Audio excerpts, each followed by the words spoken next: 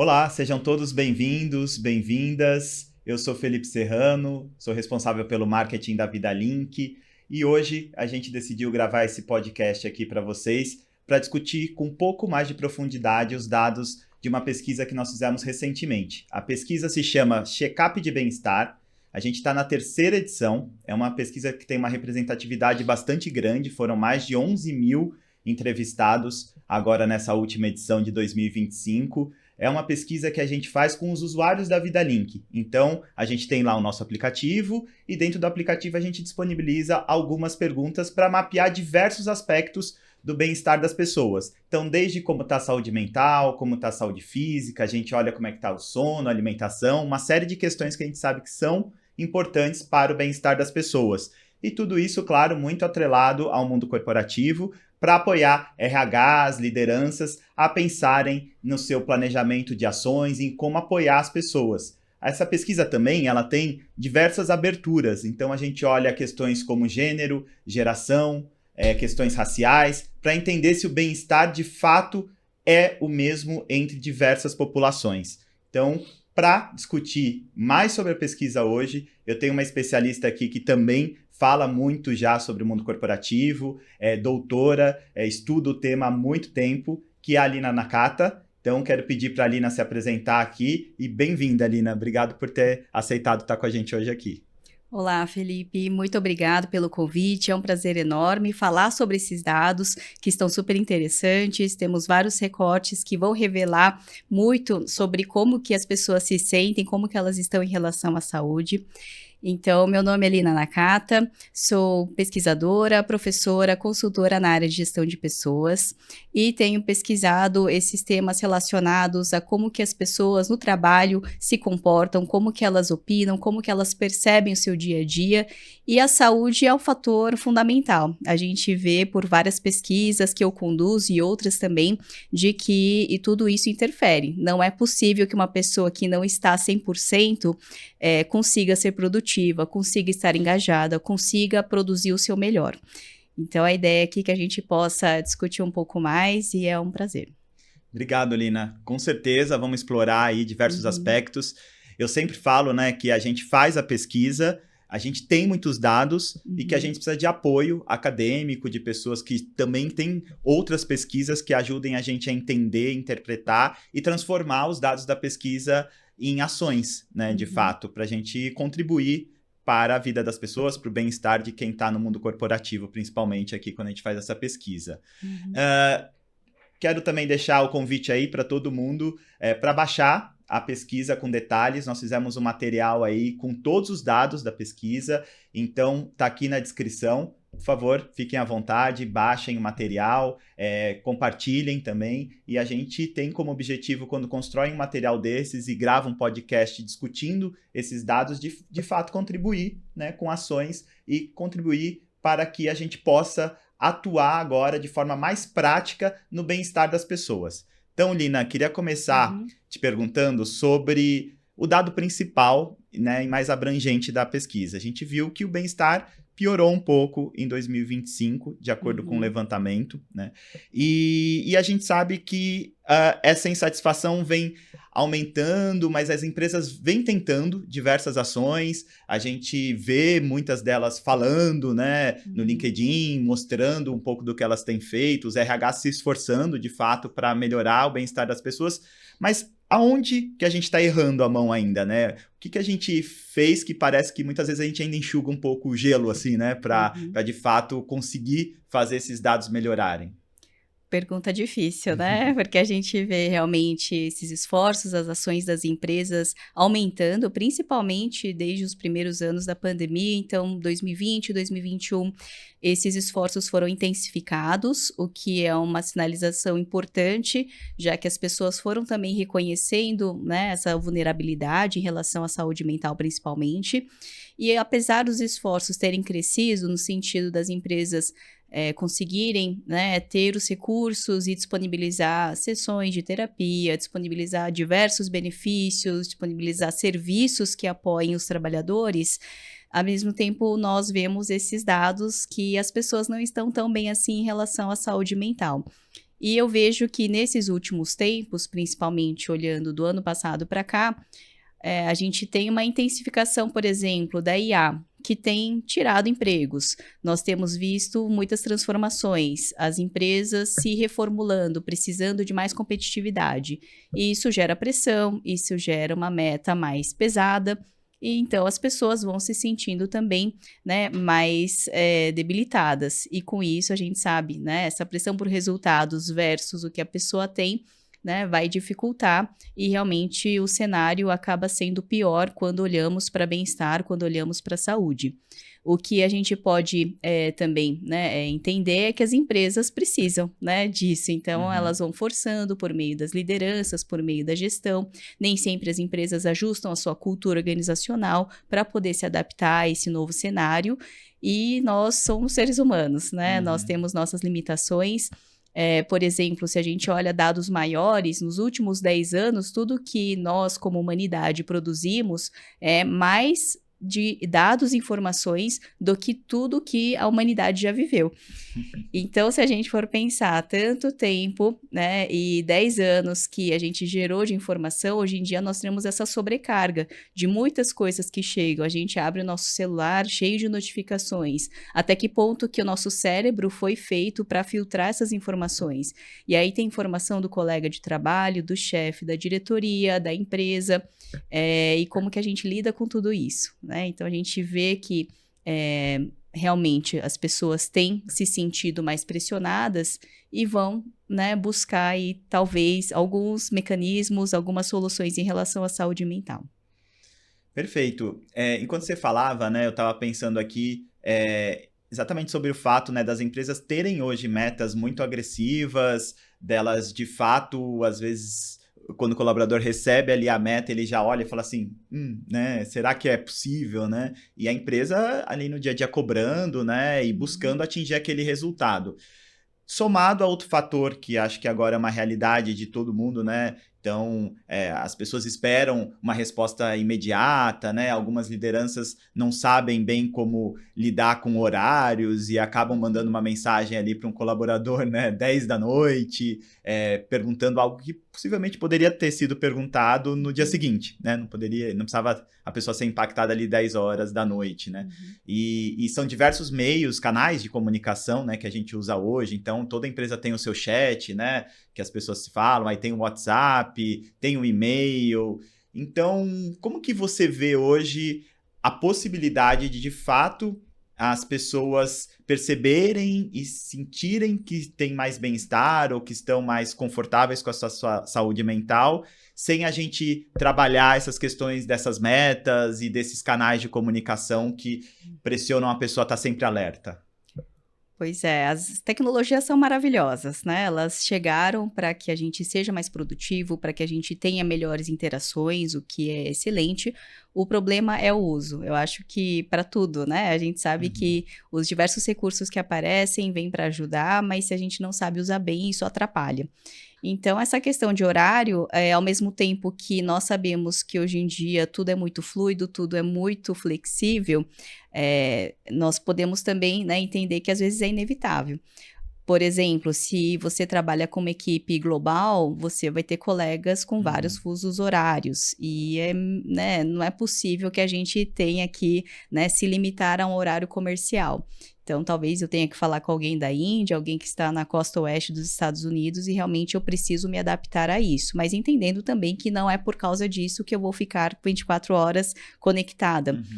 Mas à medida que as lideranças também estão preparadas para lidar com tudo isso, nós podemos ter, né, claro que muitas melhorias, né? Um chefe que envia uma mensagem 10 da noite, um chefe que começa, né, a mandar e-mail no domingo à tarde, realmente é inconveniente. Porque a gente sabe, né, que as pessoas são diferentes, as pessoas podem até pensar, poxa, eu vou mandar, mas não é para a pessoa responder agora. Mas, né, como que a gente vai controlar isso? Chega no celular, você está ali recebendo a mensagem, não tem como não se preocupar com isso. Então, eu recebi ali, domingo, 4 da tarde, um e-mail que, mesmo que eu sei que, ok, eu vou ver e analisar e responder amanhã, mas fica ali aquela preocupação, né? Então, É um sim, gatilho, né? é um gatilho, e é uma responsabilidade, sim, da gestão de cuidar disso. Então, primeiro, as empresas precisam organizar esse processo, buscar soluções que vão encaminhar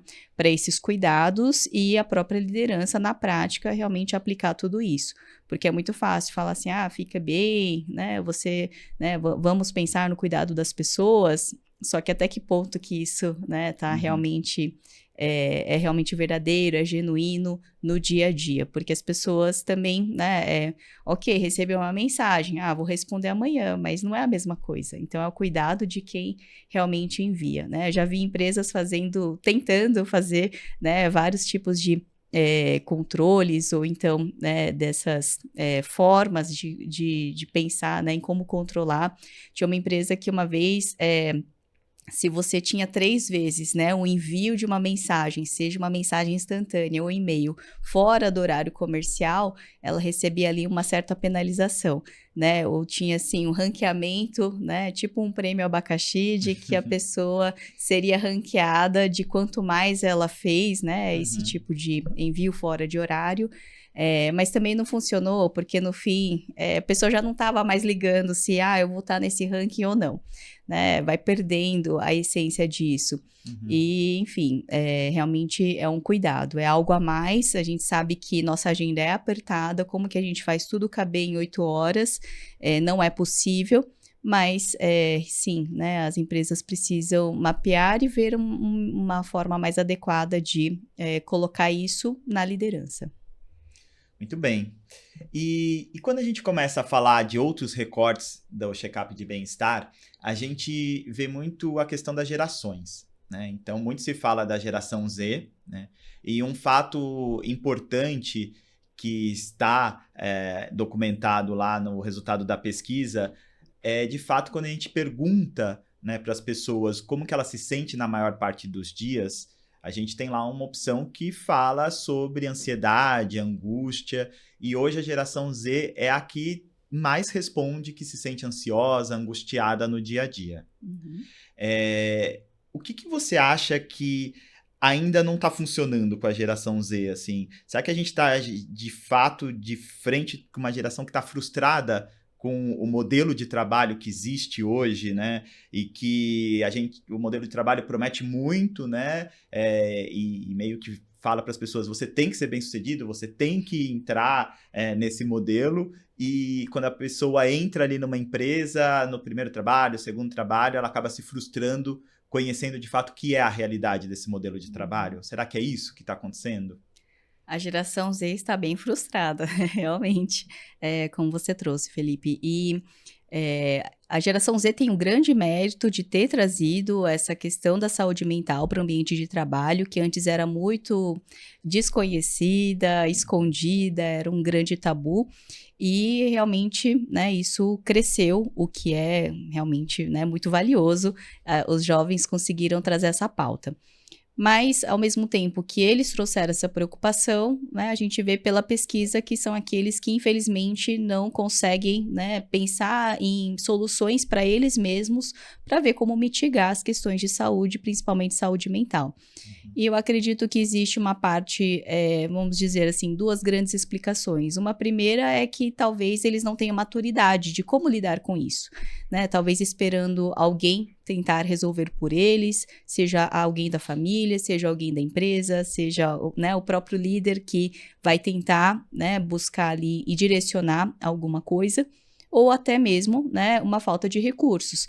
Então, a gente sabe que os salários iniciais no Brasil, eles não são tão elevados, né? A renda não ajuda muito para as pessoas conseguirem, né, essas outras soluções. Então, né, a gente sabe que uma terapia custa caro, os medicamentos não são gratuitos, e que isso tudo, né, é relevante quando a gente fala sobre saúde mental.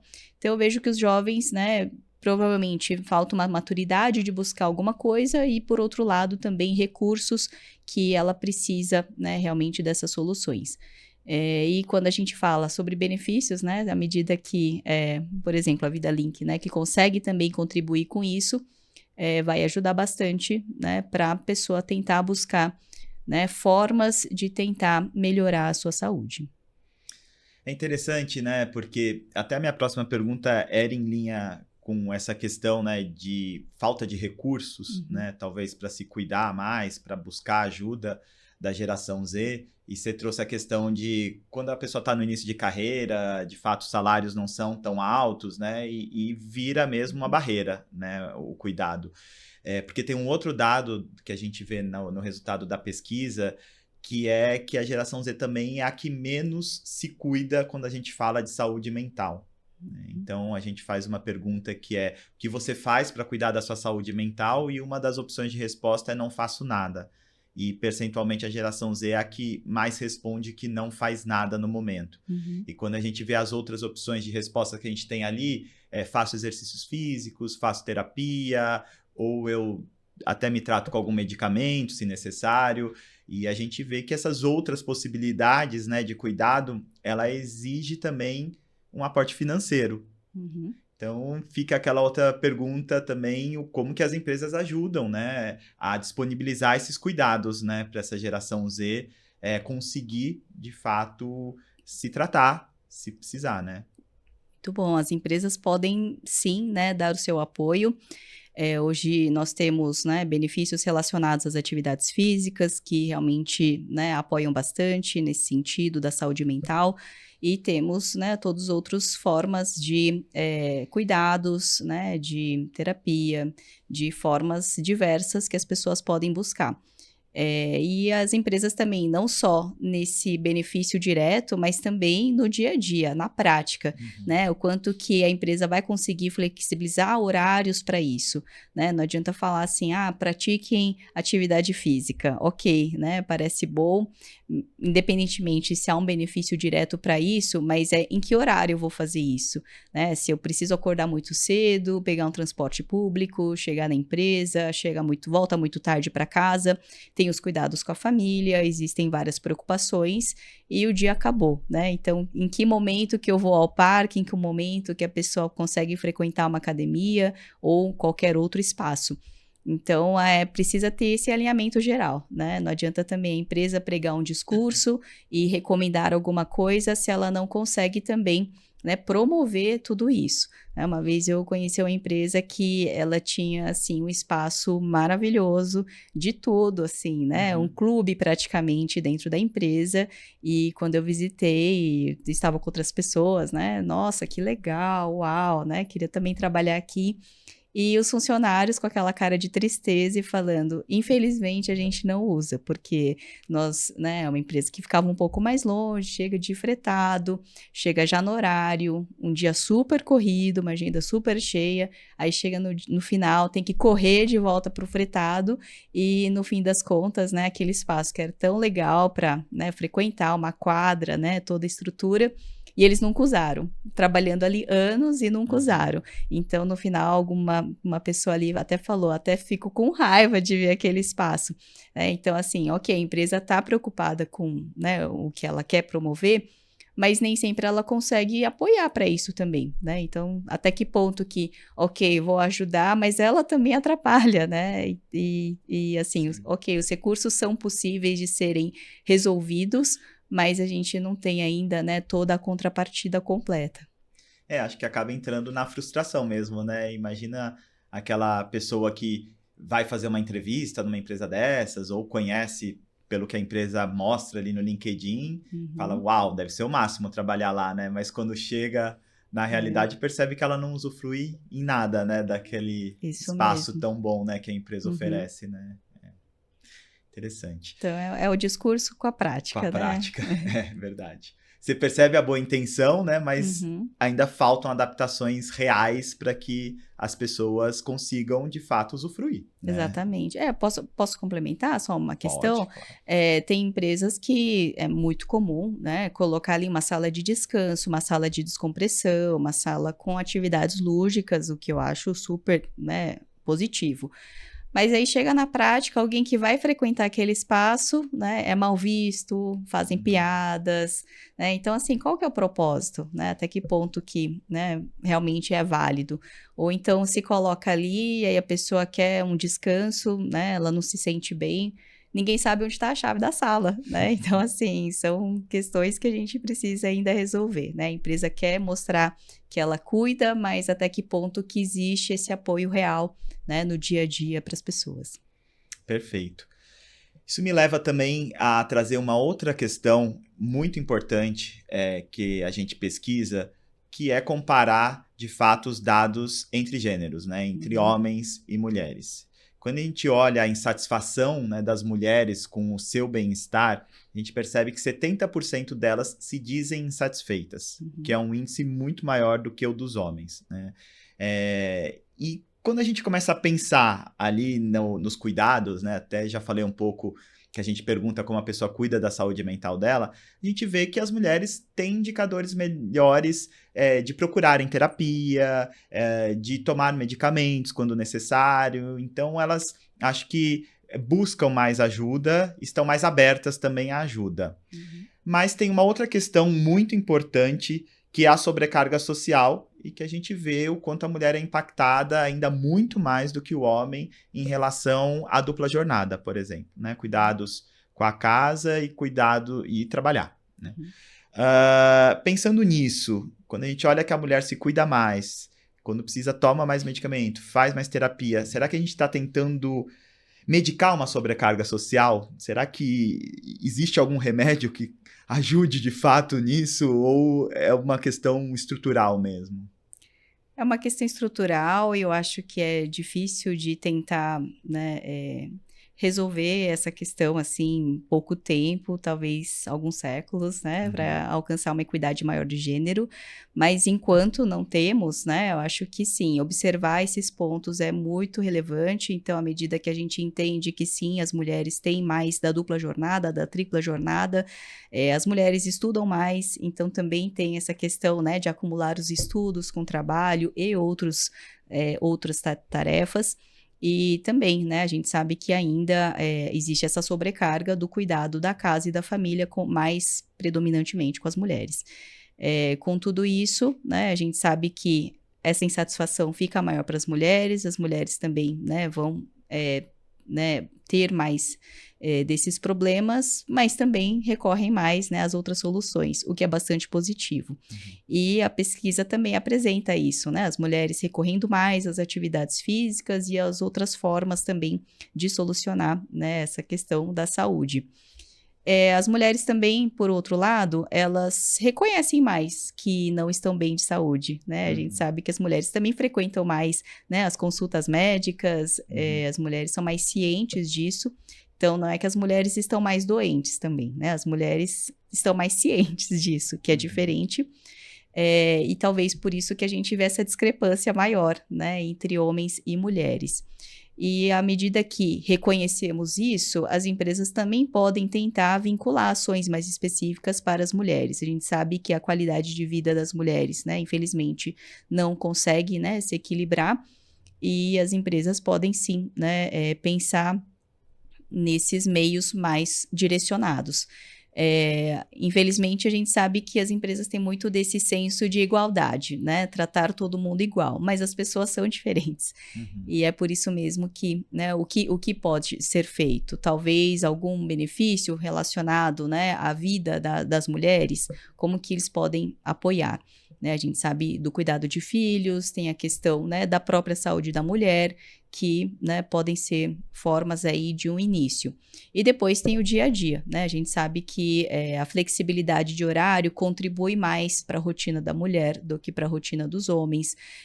As questões, né, da rotina mesmo do trabalho que podem ser adaptadas.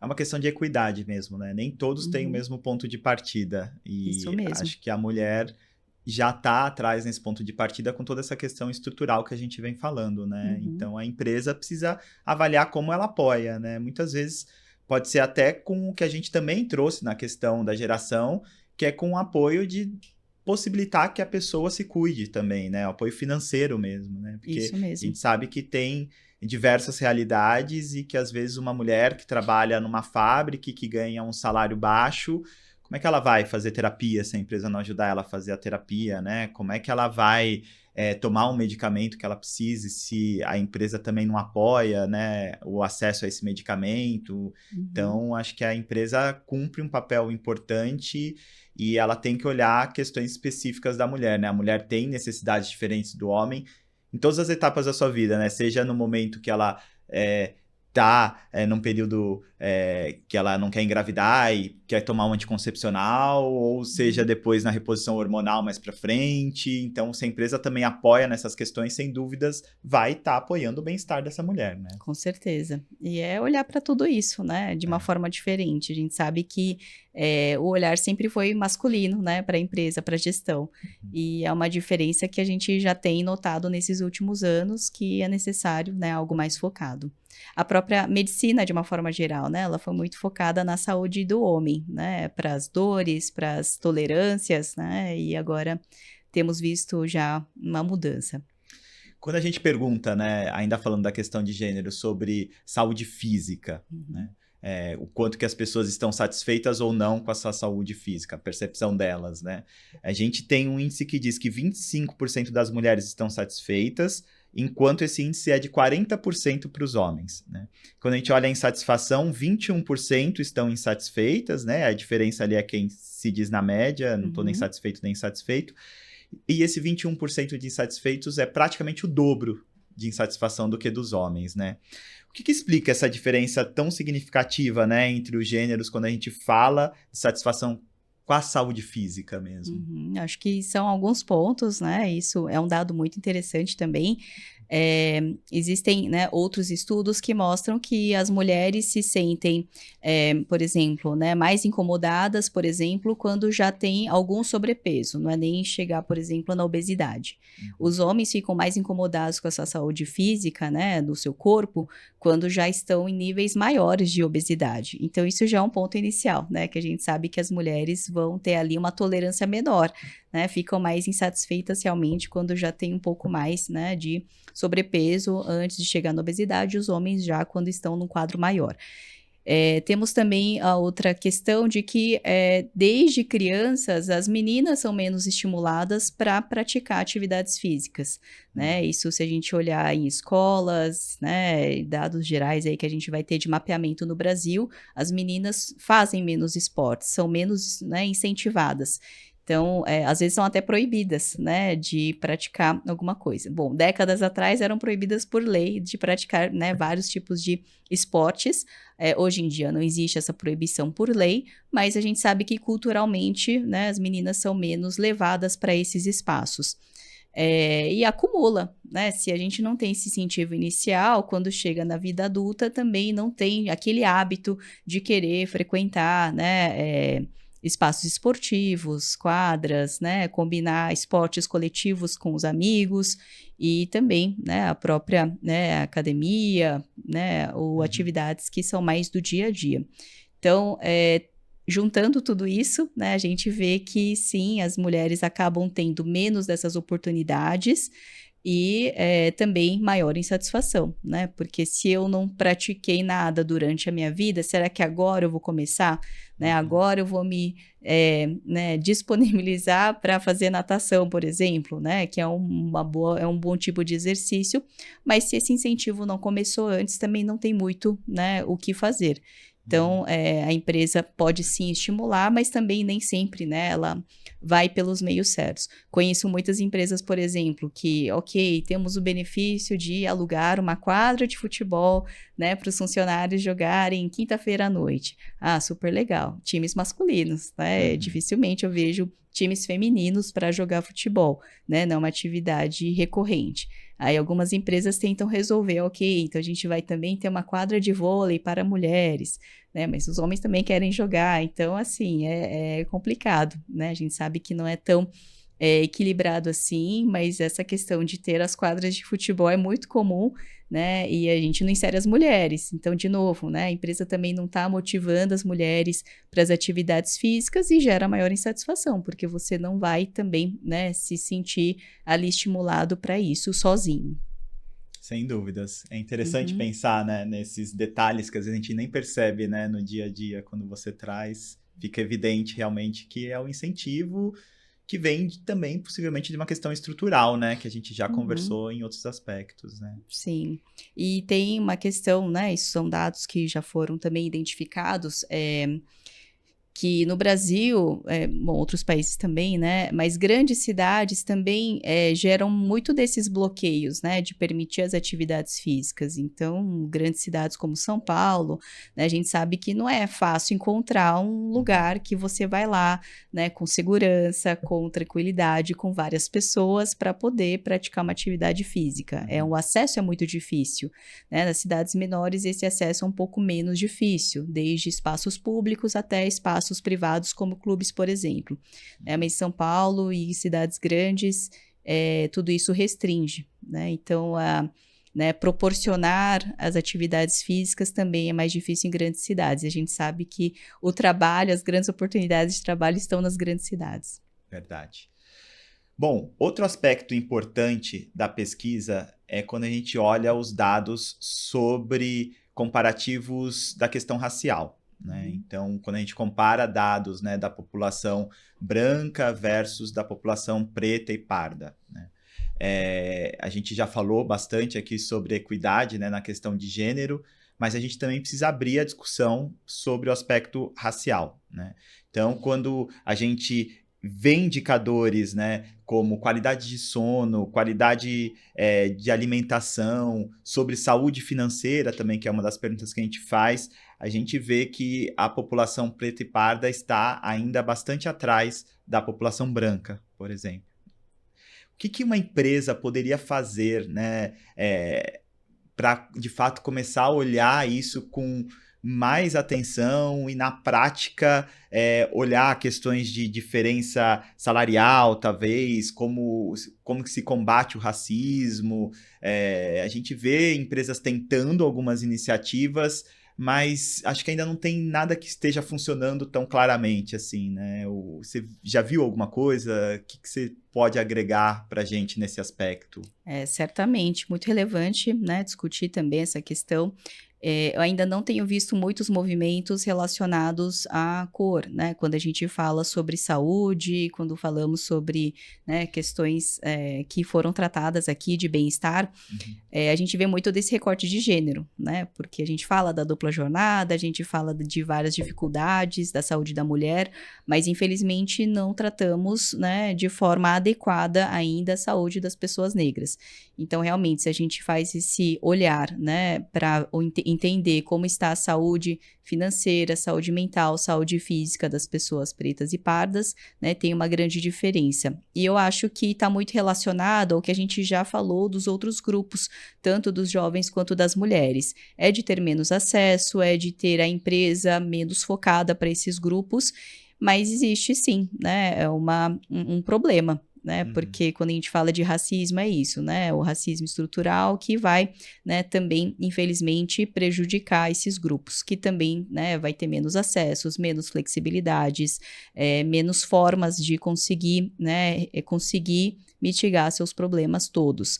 E à medida que as empresas conseguirem se destacar por, né, conseguir contribuir por esses grupos, vai ser muito relevante, porque a gente sabe, né, as empresas precisam de diversidade, as pessoas, né, as equipes precisam dessa inclusão, porque gera muitos ganhos, e precisa cuidar de todo mundo, né, mas não Uhum. pode deixar grupos para trás. A gente sabe que, né, os grupos não são os mesmos. Então, quando a gente olha para os dados gerais, temos um cenário que é preocupante, mas ele é mais preocupante para esses grupos principalmente. Então é pensar, né, o que tem de diferente, né, para a saúde das pessoas negras? O que é que tem de diferente para eu pensar em meios, né, para saúde financeira? Qual é a questão da saúde mental dessas pessoas? Até que ponto que essas pessoas também têm um estresse excessivo, têm um burnout, mas como que a empresa pode olhar de forma diferente? A gente sabe que, né, as lideranças, por exemplo, né, dificilmente têm pessoas negras, infelizmente, né? Isso são dados aí de recortes,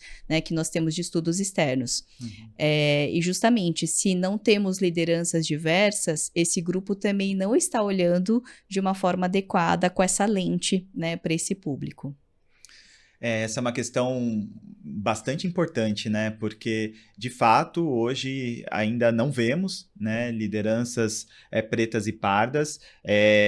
E a gente vê algumas iniciativas que são muitas vezes lideradas por lideranças brancas e que, será que elas estão letradas? Será que elas estão preparadas, né, para de fato fazer algo que mude essa realidade, né? Acho que é um questionamento que as empresas têm que se fazer, né? E aí a gente precisa da aplicação da empatia, que é conversar mais, se aproximar mais. Quais são as necessidades desses grupos? O que é que eles precisam? E às vezes são coisas bem básicas, né? Que os profissionais brancos já possuem. Os recursos dentro de casa, né? Até que ponto que eles têm outras formas, né, de resolver as coisas. Temos a questão de transporte público para grandes cidades, que é algo crítico. Temos, né, muitas coisas aí para serem olhadas e observadas. Perfeito. Quando a gente olha, né, a questão da saúde mental também, e a gente tem aquela resposta, né, eu não faço nada para cuidar da minha saúde mental, o índice para pessoas pretas e pardas é de 36%. Dizem que não fazem nada, né? No geral, o índice é de 31%, e quando a gente olha para pessoas brancas, esse índice fica ali próximo dos 25%, né? Então, realmente, são questões de acesso, questões básicas que ainda não foram resolvidas e que, de fato, não implicam só na qualidade de saúde física, impacta na saúde mental, impacta em toda a cadeia, né, do bem-estar mesmo, né? Certamente, se nós formos pensar, né, nesse grupo, né, nesses números, não é uma diferença ali de 10 pontos percentuais, né, é uma diferença bem maior, então, sabemos que sim, né, é algo que a empresa precisa passar a verificar, a entender, né, a conversar com esses grupos e buscar encaminhamentos mais adequados, porque é isso, né? A gente tem muito o olhar do grupo majoritário, olhando para os fenômenos, mas não exatamente buscando soluções diferenciadas. Perfeito. E a gente vê uma outra questão acontecendo no dia a dia, né? Empresas que de fato trabalham muito fortemente na cultura, elas fomentam uma cultura boa, elas se preocupam com o tema, né? Tem projetos estruturados para a cultura, mas tem um filtro ali no meio que é a liderança. Né? Eu costumo dizer assim que você às vezes pode trabalhar numa empresa que tem uma cultura muito boa, mas se o seu líder não pratica aquela cultura, a sua vida vai ser muito ruim ainda. E o contrário também pode acontecer. Você pode ter empresas que não têm uma cultura tão boa, né, que ainda estão buscando melhorar, mas que o líder ele consegue ser ali um filtro que melhora a vida das pessoas que estão trabalhando diretamente com ele, né? Por ele tentar transformar a realidade, né, da cultura das pessoas que estão com ele na prática, assim, né, no dia a dia, né, nas pequenas interações, reuniões, etc. Né?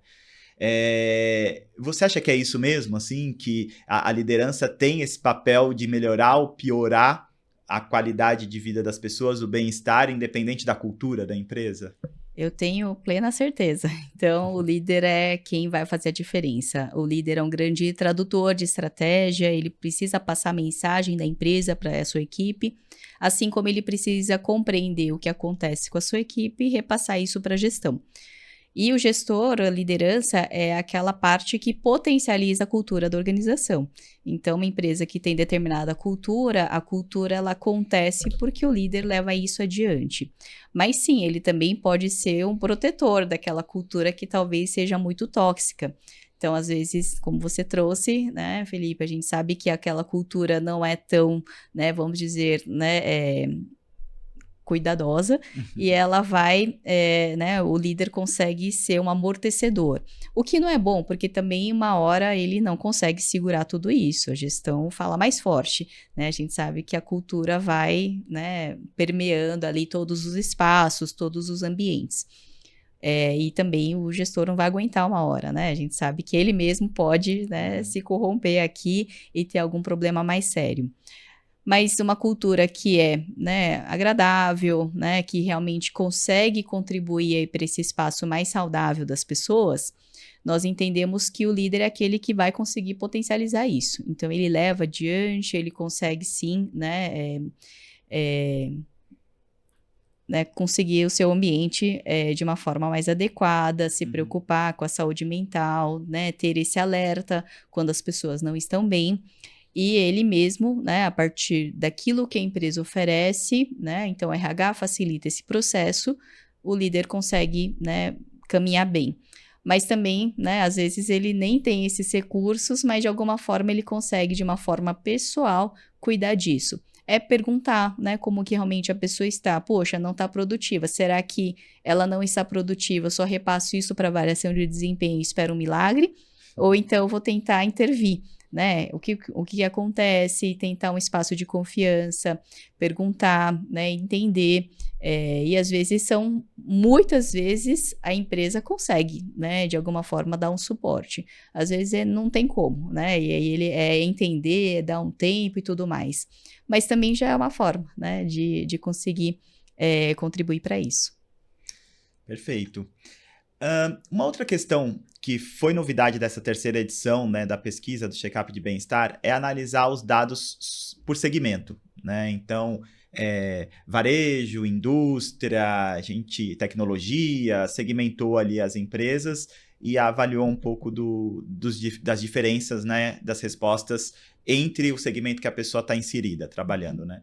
E a gente viu que hoje, onde a gente tem os piores índices de bem-estar, estão no varejo, né? E os melhores estão em indústria. Tecnologia também tem indicadores não tão bons.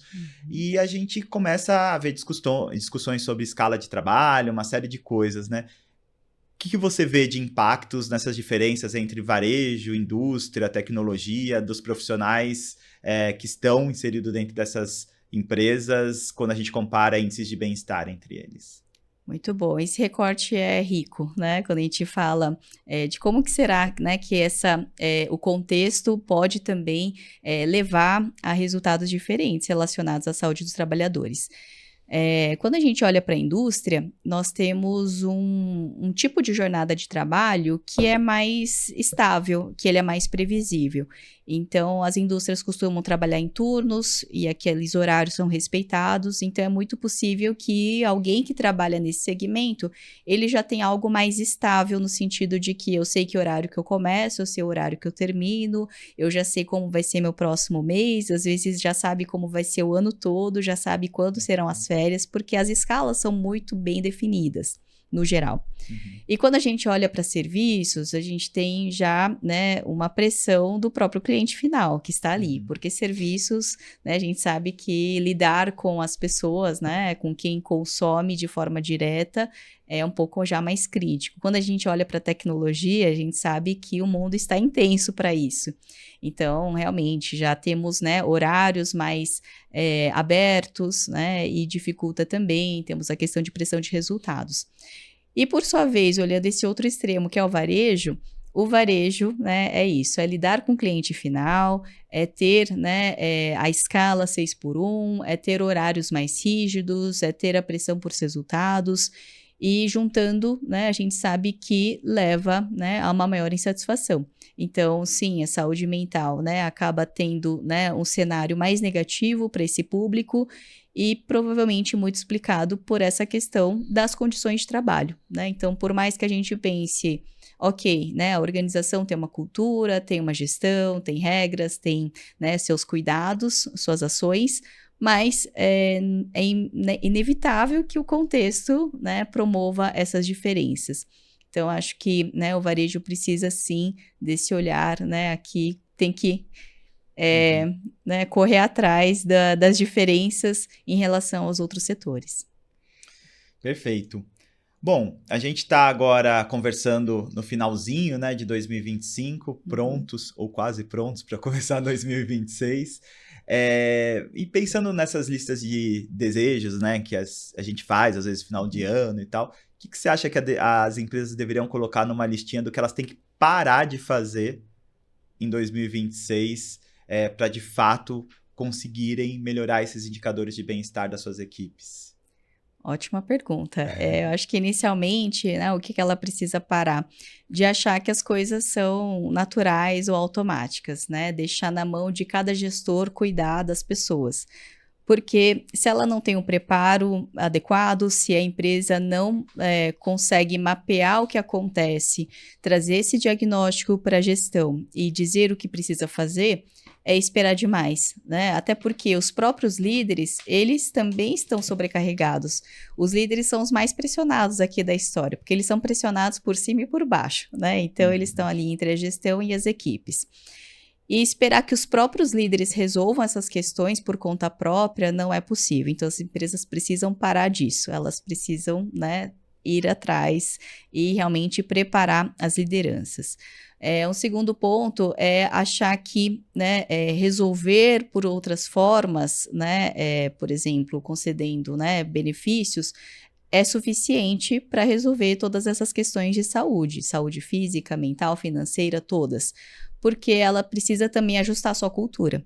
Enquanto ela não tiver um bom ambiente, não adianta só recorrer, né, a essas soluções que são muito pontuais, né? Então, até que ponto que eu espero que, né, eu conseguindo benefícios, né, eu promovendo ali palestras com psicólogos, vão resolver uma gestão tóxica, né? Então, é trabalhar junto, trabalhar de forma alinhada, né? Não só pensar em um lado. E também, né, quando a gente fala sobre o que elas devem parar de fazer, né, é parar de achar que, né, as pessoas por conta própria também conseguem trazer, né, as suas próprias soluções. Como a gente vê pela pesquisa, né, a Vida Link mostra ali que 30% não faz nada, né, para isso. Então, aumentar, né, melhorar esse número, chegar a zero para que todos consigam ter algo a fazer. Né, as empresas precisam incentivar, as empresas precisam permitir que elas, né, se preocupem com a sua saúde, porque, né, cada um vai ter uma forma diferente e todas são importantes, né? Cada um encontrar o seu caminho mais adequado. Perfeito. Bom, Lina, quero te agradecer pelo nosso papo de hoje aqui.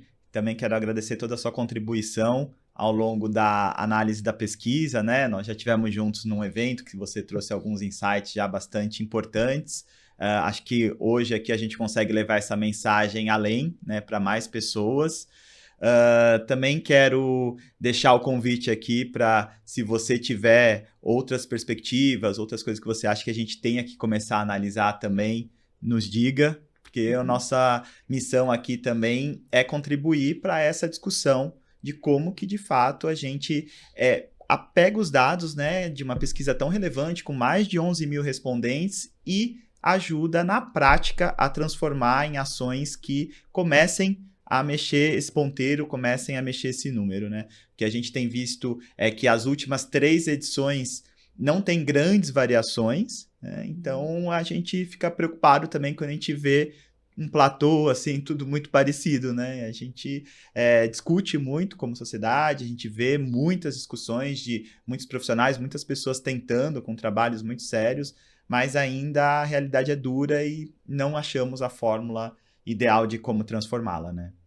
Eu acredito que as transformações estão rápidas demais, né? Então, cada coisa que surge, né, gera uma pressão e as pessoas não conseguem seguir o mesmo ritmo, né? Nós somos seres humanos e precisamos, né, cada vez mais de pensar como que eu vou lidar com esse novo mundo que está mudando e que, né, a pessoa precisa alcançar também, né, esses novos parâmetros, e é isso, as empresas estão ali para intermediar esse processo. Legal, ia pedir para você deixar uma mensagem final, mas acho que você acabou deixando agora, né? Não sei se você quer complementar com mais algum ponto. Eu gostaria de complementar que saúde mental é fundamental. A gente sabe que as pessoas só vão, né, dar o seu melhor na empresa à medida que elas estão bem e que o ambiente também favorece isso, né? Então, temos aí um trabalho para as lideranças, para a gestão, né, e também para cada um, né, conseguir se responsabilizar por isso. Muito bem, muito obrigado então pela sua participação. Quero agradecer a todos que acompanharam aqui nossa conversa. Também reforçar o convite para que baixem os dados da pesquisa. Fizemos um material bastante rico com todas as informações, o link está aqui na descrição. E também quero convidar vocês a acessarem o blog da Vida Link. Nós temos algumas análises bastante importantes com a Lina, ela fez um blog específico para a gente também convidou alguns outros profissionais, né, como o Eric Salles, que falou sobre a questão da geração, a Patrícia Santos, que é CEO e fundadora da Empregue Afro, falou sobre as questões raciais, o Leonardo Abraão, que é presidente do Instituto Janeiro Branco, que também falou bastante sobre saúde mental. A gente tem um blog para cada um desses profissionais lá, decupando, trazendo mais informações e ajudando a gente a entender os dados e o que fazer com esses dados. Então, muito obrigado a todos e nos vemos aí na próxima edição do Checkup de Bem-Estar em 2026.